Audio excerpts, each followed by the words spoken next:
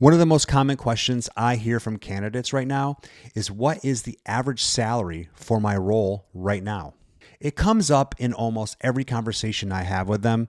People are trying to get a real number without making a big deal at work or signaling that they're exploring opportunities. The problem is, most online salary data is either outdated, too generic, or based on national ranges that do not match what's really happening in the real market. So let me walk you through 3 practical ways to get a much clearer picture of your true market value, no matter what industry you're in or where you're located in the US. The first tip is to study real job postings instead of relying on the big salary websites. Those sites often mix national numbers with outdated employer submissions. What matters is what companies are offering right now. Go on LinkedIn, Indeed, ZipRecruiter, other industry-focused job boards, and search your exact title in cities that you would work in that you want to be in. Now look at the postings that show pay. Even if only some of them list the salary, the ones that do will show you the current range employers are actually budgeting for. When you compare 2 or 3 markets, you will notice a pattern pretty quickly. The second tip is to pay attention to the demand of the job post and what it signals, especially those urgency tags or how long the job has been listed. This is one of the smartest ways to get an estimate on the salary comp.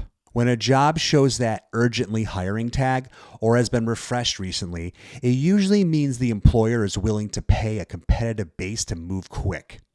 On the other hand, if the posting has been sitting there for 60 or 90 days in limbo with no updates, that usually indicates either low pay or a lower demand for the role. Urgency and the need to fill the role lines up closer to the compensation than older, dated roles that have been sitting on job boards for weeks to months. The third tip is to benchmark your role within your specific niche instead of relying on broad job titles across industries that are not even relevant to you. For example, a project manager in healthcare, construction, or software can all have completely different salary ranges. Same with operations, managers, analysts, sales leaders, and creative roles, etc.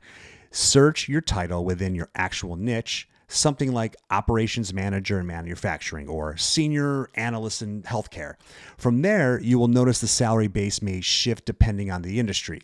This is the main reason generic national averages are misleading people right now. They are super generic and they get an average rate that pays differently across all industries and throughout the country. When you combine these 3 tips, you'll get a number that's much closer to reflecting your skill set, your industry, and what the market is paying in your city today. It's much more reliable, a better picture than just searching on Google or broadly looking on job boards. Pro tip, if you truly want to get a great comp of what your salary range in your industry and in your city is, then find a headhunter who specializes in your niche. Make sure you look them up and see how reputable they are.